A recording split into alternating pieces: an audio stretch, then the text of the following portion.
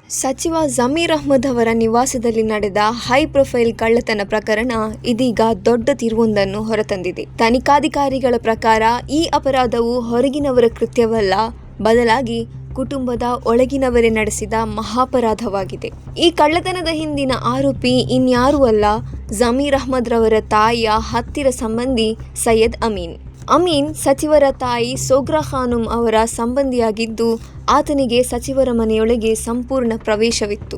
ಈ ಅವಕಾಶವನ್ನು ದುರುಪಯೋಗಪಡಿಸಿಕೊಂಡೇ ಆರೋಪಿ ಕಳ್ಳತನ ಮಾಡಿದ್ದಾನೆ. ಈತ ಸಿಕ್ಕಿ ಬೀಳುವೆನೇನೋ ಎಂಬ ಭಯದಿಂದಾಗಿ 2025ರಿಂದ ಹಂತ ಹಂತವಾಗಿ ಈ ಕಾರ್ಯವನ್ನು ನೆರವೇರಿಸಿಕೊಂಡು ಬಂದಿದ್ದಾನೆ.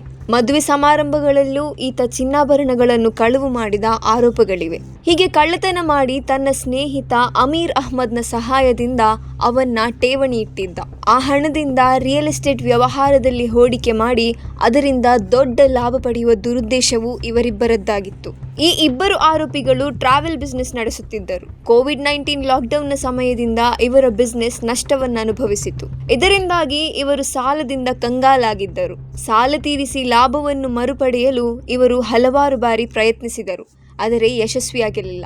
ಈ ವೇಳೆ ಆರೋಪಿ ಅಮೀನ್ ಸಚಿವರ ಮನೆಯನ್ನು ಗುರಿಯಾಗಿಸಿದ.